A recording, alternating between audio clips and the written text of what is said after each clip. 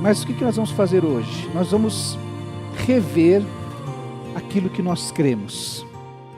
Nós vamos recapitular, vamos trazer à memória o que nos define como discípulos de Jesus, como pessoas que encontraram a salvação que há em Cristo Jesus.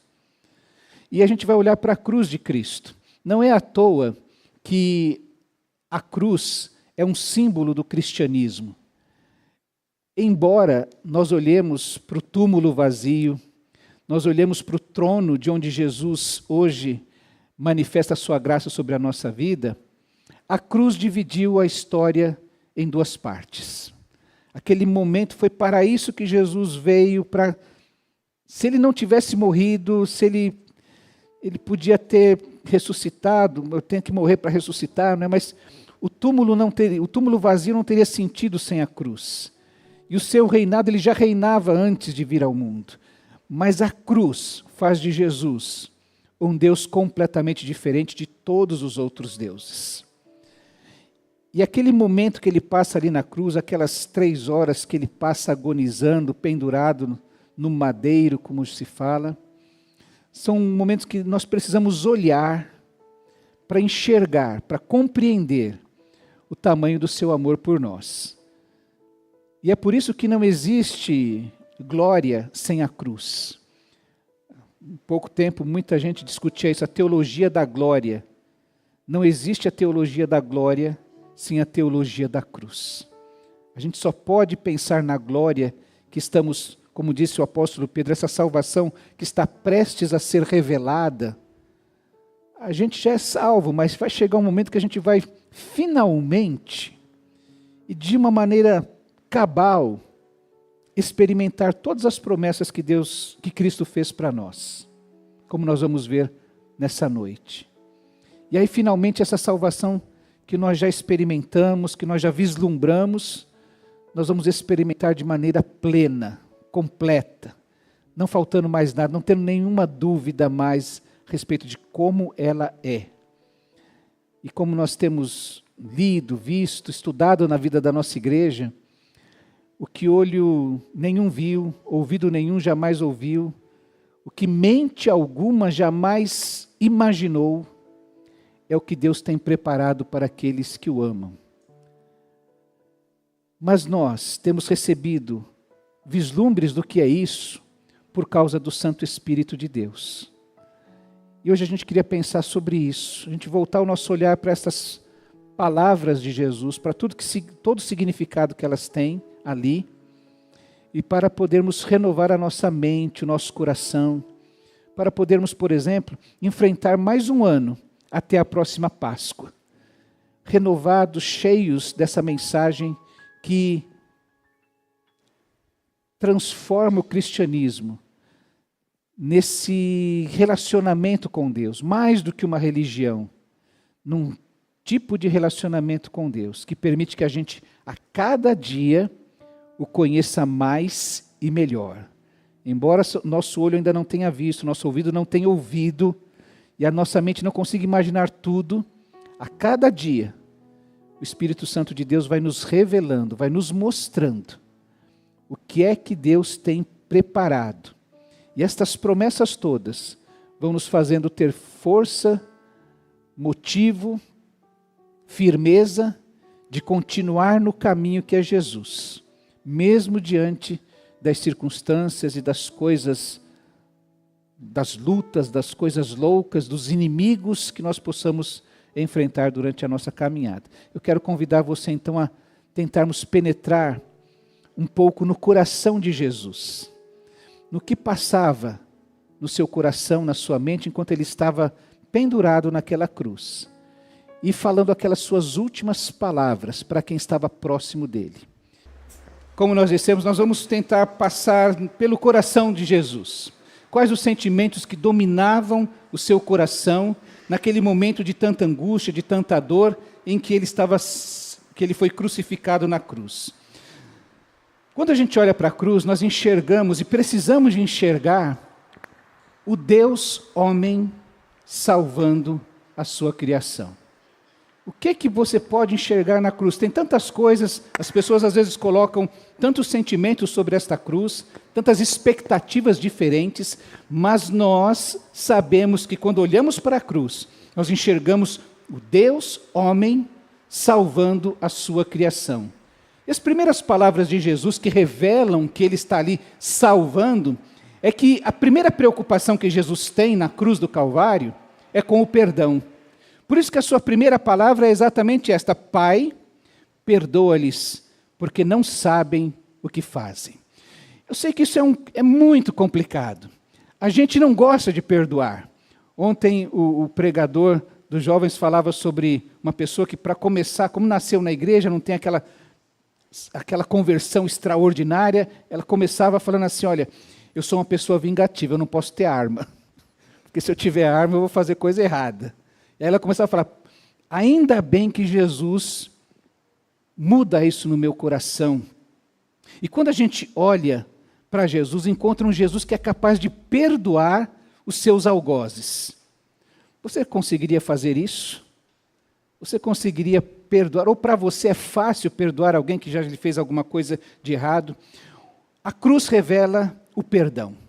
O que havia no coração de Jesus, e quando ele enxergava aquela multidão que já havia gritado: crucifica-o, crucifica-o, a mesma multidão que de alguma maneira o traiu, porque uma semana antes vinha cantando: Hosana ao que vem em nome de Davi, o Filho de Deus, exaltando a Jesus, uma semana depois já estava contra ele, pedindo a sua crucificação. Jesus olha todos eles e diz: Pai, perdoa-lhes, porque não sabem o que fazem, porque o Senhor vem na cruz do Calvário perdoar os pecados.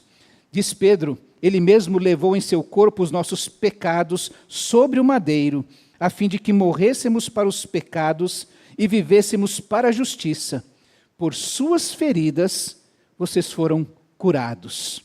A primeira palavra é exatamente a do perdão. O primeiro sentimento que Cristo tem ali: eu estou aqui não para condenar o homem, mas para perdoá-lo de seus pecados. Cristo morre para salvar e convida-nos a praticar o bem e também suportar o sofrimento, a fim de que os outros alcancem também o perdão dos seus pecados. E o segredo do perdão é o amor que compreende a necessidade do outro. A gente não prega algumas vezes, porque gosta do outro, mas porque entende a sua necessidade. E nós aprendemos pela manhã que o amor é isso. Por isso que o amor é um mandamento. Você pode amar alguém que você não gosta. Você deve amar, segundo Jesus, os seus inimigos. Porque o amor faz isso, faz o bem pelo outro. E a palavra de Jesus nos ensina exatamente isso, que o amor compreende a debilidade dos outros. Jesus olha aquela multidão que não sabe o que está fazendo e não pede que desça um raio do céu para acabar com todos eles. Pede o perdão de Deus, que o perdão de Deus alcance essas pessoas. O primeiro sentimento de Jesus: eu estou aqui para perdoar. O segundo é que ele está ali para salvar. Por isso que ele fala com aquele marginal, aquele criminoso que está sendo crucificado ao seu lado. E é interessante, meus irmãos, que esses dias eu tive uma percepção num velório. A família pediu para a gente estar presente e toda a família testemunhava dessa transformação que aquele homem teve na sua vida. Mas a grande maioria dos que estavam ali não tiveram essa oportunidade, inclusive a igreja, porque ele não teve nem tempo de passar a frequentar a igreja e poder dar o testemunho. Hoje, pelo menos, nós ouvimos o testemunho da irmã Paula, tão belo, nos alegramos. Terminado aquele momento, eu falei: olha, eu não vou nem perguntar se os irmãos aprovam, né? Porque todo mundo aplaudiu, ficou feliz de ouvir o testemunho. Mas é interessante que, quando a gente vê aquele ladrão na cruz ao lado de Jesus, eles tiveram um diálogo ali entre os dois muito próximos, a cruz um do outro, uma conversa, talvez com 2, 3 metros de distância, mas havia uma multidão. Imagine pessoas que estavam lá na rua, lá 20 metros de distância, e que não ouviram essa conversa. E que, olhando de longe, falaram: 3 criminosos lá, recebendo o que merecem. E não sabiam quem era Jesus, aquele que estava no meio, nem aqueles 2 que estavam ao seu lado, e não ouviram, nem perceberam o que aquele que se arrependeu falou com Jesus, e especialmente não ouviram aquilo que Jesus falou para aquele criminoso que se entendia pecador. Novamente envolve-se o perdão, mas a salvação. Jesus veio trazer perdão, oferecer perdão, pedir perdão por todos, mas há aqueles que agasalham, que recebem, que desejam a salvação em suas vidas, como aquele ladrão, quando ele fala: Senhor, lembra-te de mim quando entrares no teu reino. Com essa frase ele está reconhecendo uma série de verdades a respeito de Jesus. Você é quem diz ser. Você tem um reino.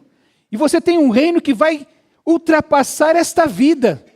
E eu quero estar lá porque eu acredito que é verdade que você salva, que você tem um reino e que você pode me levar para lá, sem eu merecer. Eles haviam acabado de conversar, os dois ladrões, dizendo assim: ó, nós estamos recebendo o que merecemos. Eram dois marginais, dois criminosos. Mas o perdão de Deus, onde abunda o pecado, onde o pecado mais se fez evidente, mais ainda a graça de Deus se manifesta. E ali aquele ladrão recebe a salvação de graça. É por isso que Jesus diz para aquele ladrão: olha, eu vou dizer uma verdade para você aqui, você que acabou de fazer esse pedido porque crê que eu sou o que digo ser, o que disse ser, perdão. Em verdade eu te digo, ainda hoje estarás comigo no paraíso. Por isso que o apóstolo Paulo, quando escreve aos Romanos, falando sobre esta salvação, ele diz: agora, nenhuma condenação há para os que estão em Cristo Jesus. Pode ser o pior criminoso, pode ser o maior marginal, você pode sentir no seu coração que fez a pior coisa que um ser humano pode fazer. Aquele que se arrepende, recebe o perdão de Jesus, o perdão de Deus, e é envolto pela sua salvação. Foi para isso que Jesus veio morrer na cruz do Calvário. Um amor que é irresistível, tremendo, poderoso, que violentamente acaba com o mal que paira sobre a nossa vida, com a condenação que paira sobre a nossa vida. É por isso que nós adoramos ao Senhor Jesus, porque Ele veio trazer perdão e salvação para a nossa vida. A cruz revela o perdão e a salvação que há em Cristo Jesus, mas Ele nos perdoa e nos salva para alguma coisa. E quando Jesus, na sua terceira fala, olha para sua mãe, diz João assim: Jesus, ao ver sua mãe e ao lado dela o discípulo que ele amava, disse à mãe: mulher, este é o teu filho. Depois disse ao discípulo: esta é a tua mãe. Porque a cruz de Cristo enfatiza que o amor que Deus tem por nós, que Jesus revela ali, é um amor relacional, sacrificial. Ele morreu para que nós pudéssemos ter uma nova vida, e o seu amor não termina ali. Nós acabamos de ler que nada pode nos separar do amor de Deus. Ele já nos deu Jesus, e como não nos dará juntamente com Ele de graça todas as coisas? Porque Ele está dizendo: olha, Jesus morreu há 2000 anos atrás, há 2000 anos, resolvendo essa questão, mas hoje Jesus continua cuidando de nós. A Bíblia afirma que o seu ministério ele continua intercedendo por nós. Lembrando que o seu amor continua se manifestando nesse tempo para nós. O seu amor é interessado e por isso ele cuida da sua mãe. É um cuidado exercido pelos discípulos de Jesus. É interessante que Jesus passa o cuidado de sua mãe para o discípulo a quem ele amava e que depois nós conhecemos como o discípulo amado.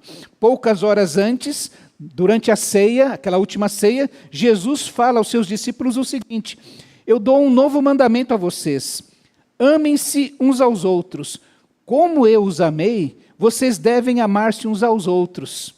Logo, nosso padrão de amor não é o padrão que o mundo, que a pós-modernidade, que a filosofia, que a psicologia possa colocar para nós. O nosso padrão de amor é o amor que Jesus revela, esse amor que perdoa, que salva, este amor que serve, que lava os pés, inclusive daquele que vai traí-lo, que oferece a comunhão a esse que vai traí-lo. Como eu os amei, vocês devem amar-se uns aos outros. Porque esta vai ser a marca de vocês. A marca do discípulo de Jesus não é outra senão o amor. Por isso Jesus diz assim: com isso todos saberão que vocês são meus discípulos, se vocês se amarem uns aos outros.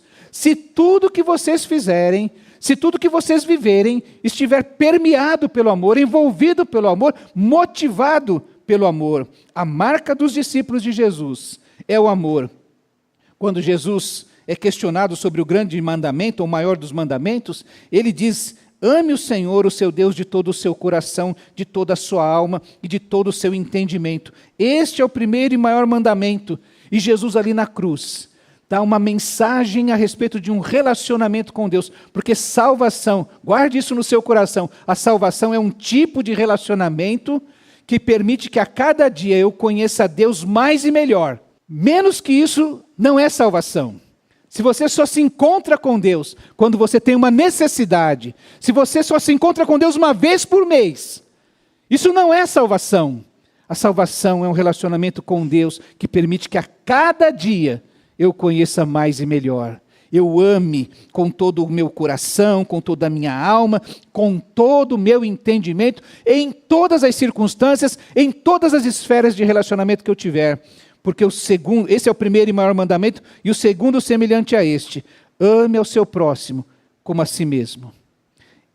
Destes dois mandamentos depende toda a lei. É assim que o amor de Jesus, a cruz, revela este amor e nos ensina esse amor. Olha, João, eis aí a tua mãe, olha, mãe, eis aí o teu filho. Porque hoje o povo de Deus precisa ser um povo marcado pelo amor. O amor que amamos uns aos outros, esse amor que cuida como Jesus cuidou de sua mãe naquele momento. Agora eu vou pedir para você pensar a respeito disso. Você já recebeu o perdão de Deus, você já tem a salvação em sua vida, você está inserido neste corpo que precisa amar-se, que precisa amar uns aos outros e manifestar esse amor ao mundo, que nós amamos. Se a pessoa olhar para a minha vida, para a sua vida, ele vai discernir o quê? Quem é o seu grande amor? Eu não quero fazer nenhuma crítica aqui, tá, irmãos? Mas às vezes a gente caminha com algumas pessoas e você sabe muito bem quem é o time dele. Porque está declarado, não é?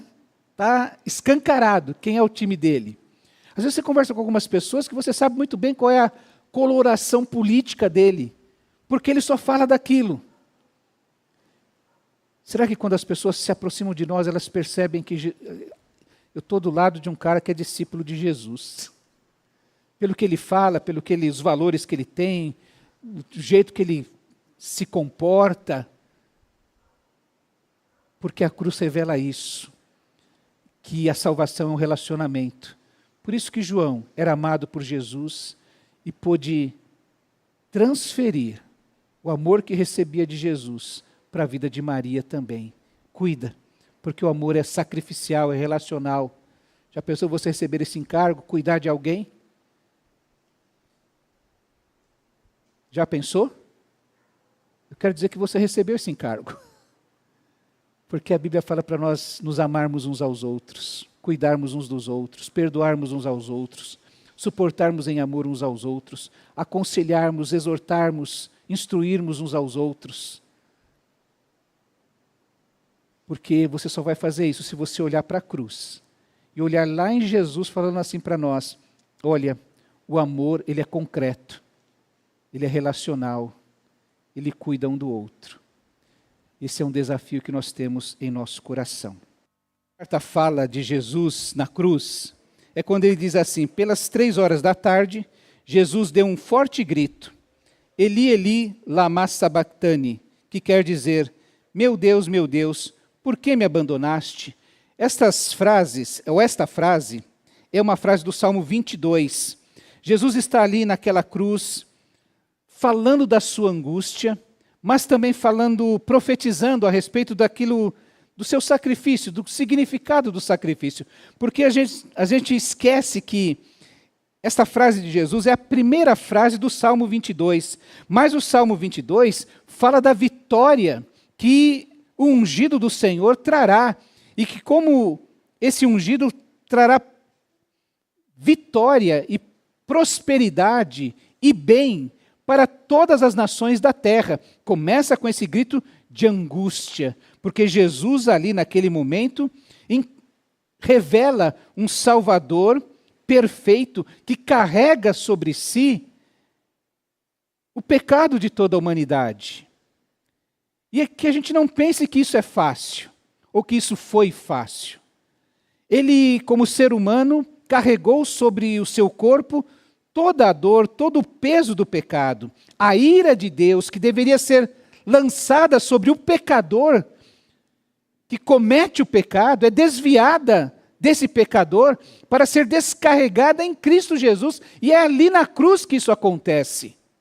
É a cruz que é crucial para este momento. Lembra o que o profeta Isaías disse, profetizando 700 anos a respeito deste servo sofredor, que vem ao mundo para servir e para carregar sobre si as nossas dores. Isaías escreve assim: certamente ele tomou sobre si as nossas enfermidades e sobre si levou as nossas doenças. Contudo, nós o consideramos castigado por Deus afligido e atingido. Mas ele foi traspassado por causa das nossas transgressões, foi esmagado por causa das nossas iniquidades. E o castigo que nos trouxe paz, perdão, salvação, relacionamento novo, estava sobre ele, e pelas suas feridas fomos curados. Ele foi oprimido e afligido, e contudo não abriu a sua boca para praguejar, mas para pedir perdão pelos seus algozes. Como um cordeiro foi levado para o matadouro, e como uma ovelha que diante de seus tosqueadores fica calada, ele não abriu a sua boca.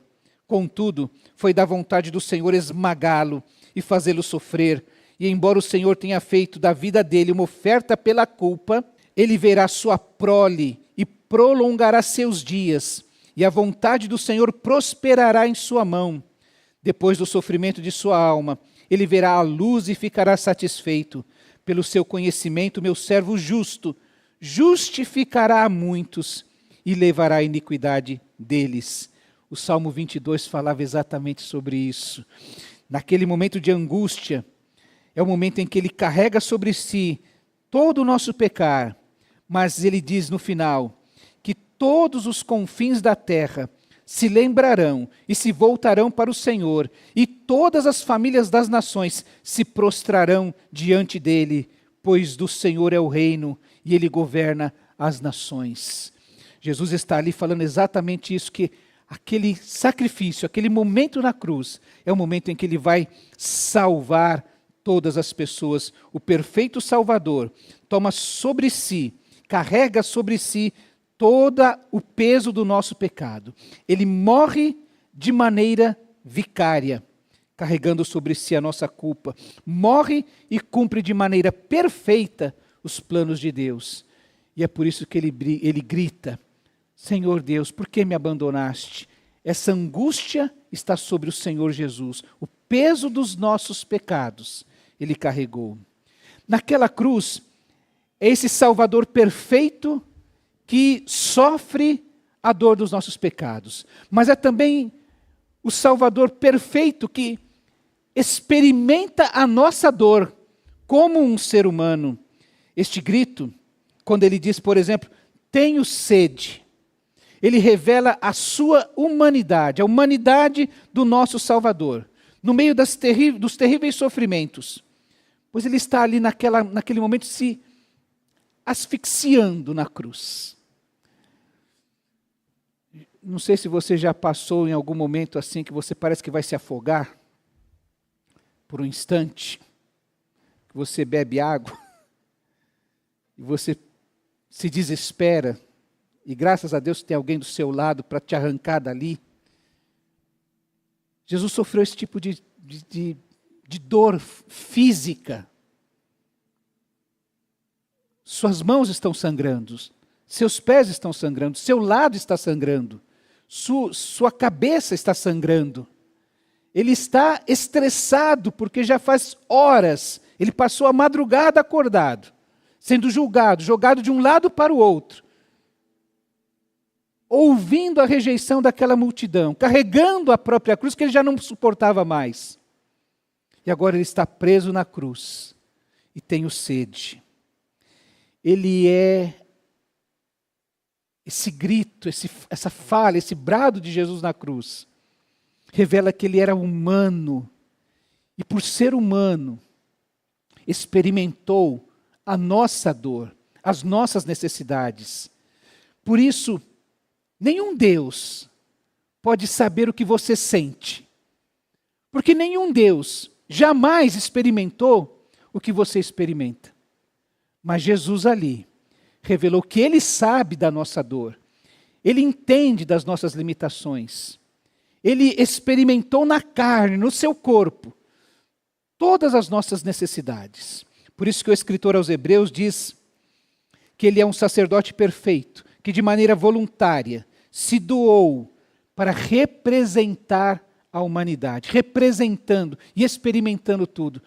Tudo, meus irmãos. A Bíblia diz que o último inimigo que nós devemos enfrentar é a morte. E o nosso Salvador experimentou a morte. Hebreus diz assim, portanto, visto que temos um grande sumo sacerdote que adentrou os céus, o sacerdote é um representante da raça diante de Deus. Era por isso que o sacerdote ia diante de Deus pedir perdão pelo pecado de todo o povo. E Jesus tem exatamente esta função. Ele está naquela cruz, representando toda a humanidade. O sacrifício que cada um de nós precisaria apresentar diante de Deus para receber perdão pelos seus pecados, Jesus o faz ali na cruz, apresentando-se a si mesmo como essa oferta perfeita diante de Deus. Ele apresenta a sua própria pessoa como oferta e adentra a presença de Deus como o sacerdote representando toda a humanidade, porque ele se vestiu da nossa humanidade, ele se encarnou para isso. Ele é essa oferta, ele é o ofertante e ele é o sacerdote que vai diante de Deus. Por isso, visto que nós temos um grande sumo sacerdote que adentrou aos céus, Jesus, o Filho de Deus, apeguemo-nos com toda a firmeza à fé que professamos. Nós temos um sumo sacerdote que nos representou diante de Deus. Pois não temos um sumo sacerdote que não possa compadecer-se das nossas fraquezas. Não é um Deus que está lá no céu longe, que nunca pisou na terra, que não sabe dos nossos problemas, que só exige oferendas. É um Deus que veio pagar a nossa dívida e sofrer a nossa dor e morrer no nosso lugar. Por isso Ele sabe das nossas dores, por isso Ele pode compadecer-se das nossas fraquezas. Tem situações, muitas situações, que eu tenho que falar, meu irmão, eu não consigo imaginar o que você está sentindo. Eu não consigo. Tem coisas que eu não consigo. Mas nosso Deus jamais vai nos dizer isso. Ele sempre vai dizer, eu sei o que você está sentindo. Eu sei o que você está passando. Porque eu já experimentei essa sua dor. É por isso que Ele é um sumo sacerdote que pode compadecer-se das nossas fraquezas, porque Ele é alguém que, como nós, passou por todo tipo de tentação, porém sem pecado. E esse sofrimento de Jesus, por isso que o apóstolo Paulo diz assim, gente, se Deus não poupou nem mesmo seu próprio Filho, como não nos dará de graça, juntamente com Ele, de graça, todas as coisas? É por isso que o escritor termina dizendo, nós podemos nos aproximar do trono da graça com toda a confiança, a fim de recebermos misericórdia e encontrarmos graça que nos ajude no momento da necessidade. Porque Jesus, no seu sofrimento na cruz, sabe o que eu sinto, sabe o que você sente, sabe o que nós precisamos. Ele é o perfeito representante que ao encarnar-se vestiu-se da nossa humanidade, experimentou as nossas fraquezas. Ele é esse perfeito sacerdote que representa toda a humanidade e a nossa humanidade em particular. Ele é esse perfeito sacerdote que se compadece das nossas fraquezas. Eu sei o que é sofrer, ele diz para nós na cruz do Calvário. Ele é o perfeito sacerdote que a si mesmo se entregou. Não foi por obrigação. Isso é graça. Eu quero amar você. Eu quero me entregar por você. Eu quero oferecer a salvação a você. Jesus, quando fala aos seus discípulos, diz exatamente isso. Por isso é que meu Pai me ama, porque eu dou a minha vida para retomá-la. Ninguém a tira de mim, mas eu a dou por minha espontânea vontade. Tenho autoridade para dá-la e para retomá-la. Esta ordem recebi de meu Pai. Por isso que o meu Pai me ama, diz Jesus, porque eu dou a minha vida para retomá-la. Jesus espera que nós compreendamos isso, que nós o amemos, porque Ele deu a sua vida por nós, para retomá-la e nos outorgar salvação através dela. A sexta frase de Jesus na cruz, ele diz: tudo está consumado. Jesus decreta ali na cruz que tudo está cumprido, que Jesus amou obedecendo até o extremo. O hino que a igreja primitiva cantava dizia exatamente isso.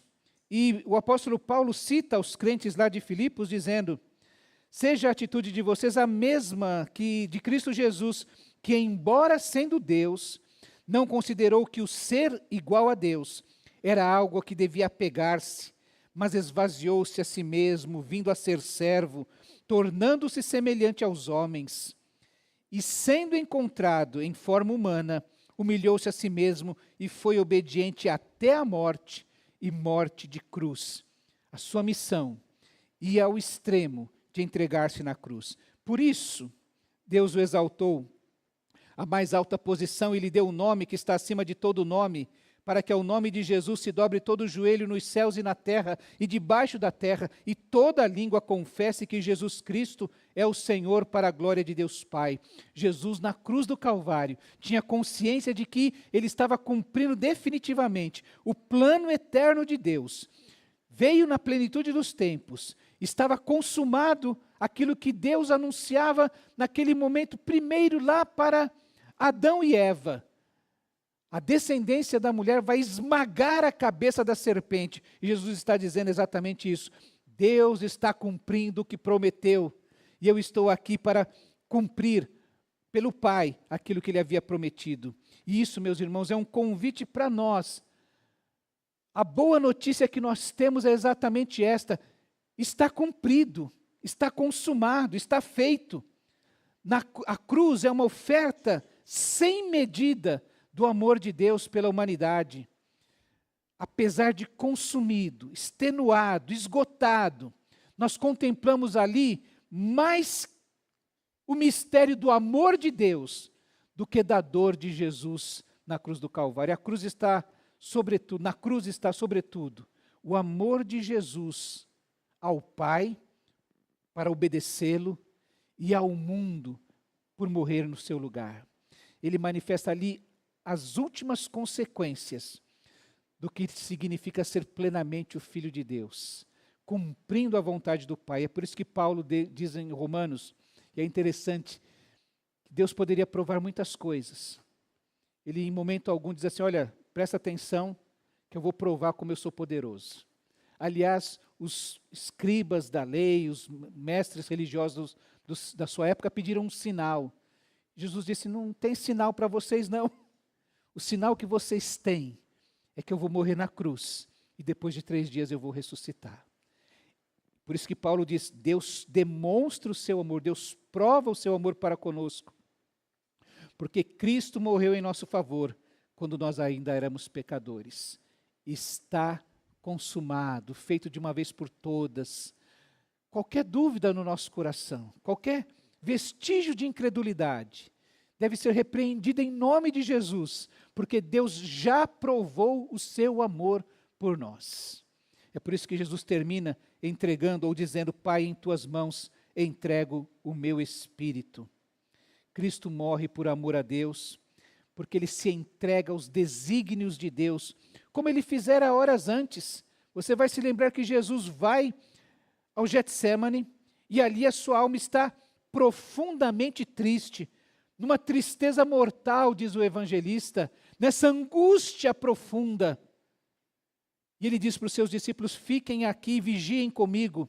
E ele vai um pouco mais adiante, prostra-se com seu rosto em terra e ora: meu Pai, se for possível, afasta de mim este cálice, contudo não seja como eu quero, mas assim como tu queres. Nesta oração, Jesus decide definitivamente ir para a cruz. Ali ele já se entregou.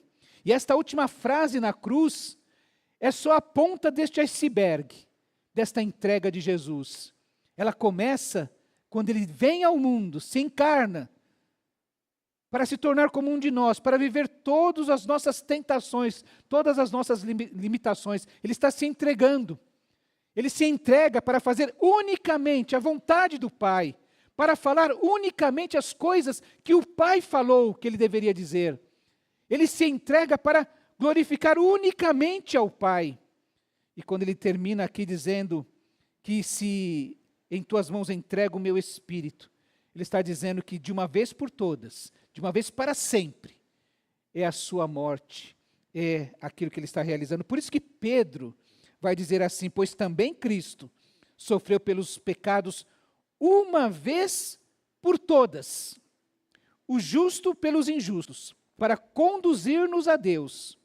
Ele foi morto no corpo, mas vivificado pelo Espírito. Jesus experimentou a morte no nosso lugar, para que nós pudéssemos experimentar a vitória sobre a morte que ele conquistou para nós. A morte é vencida pelo seu poder amoroso. Não é só amor, é poder. Não é só poder, é amor também.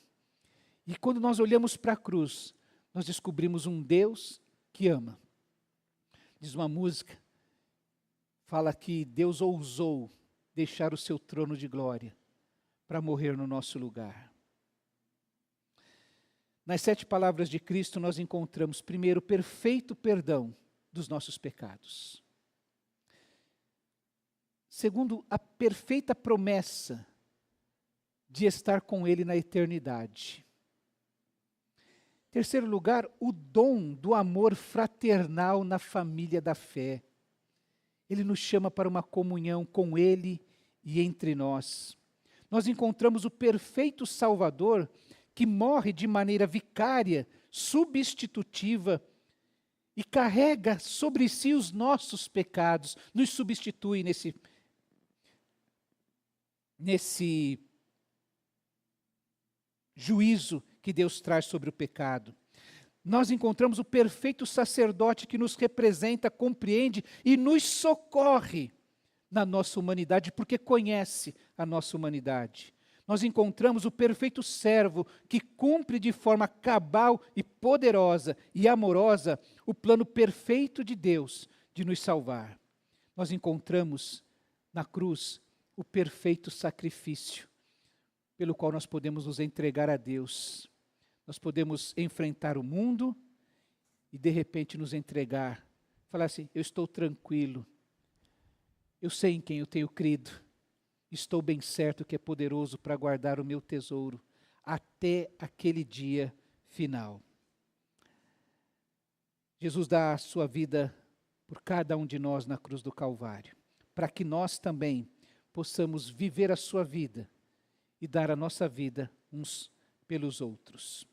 Diz o apóstolo Paulo o seguinte: já não há só uma única maneira de vivermos na terra. Morrer com Cristo para ressuscitar com Ele, até poder dizer, como o apóstolo disse: não sou eu que vivo, é Cristo que vive em mim. Amém?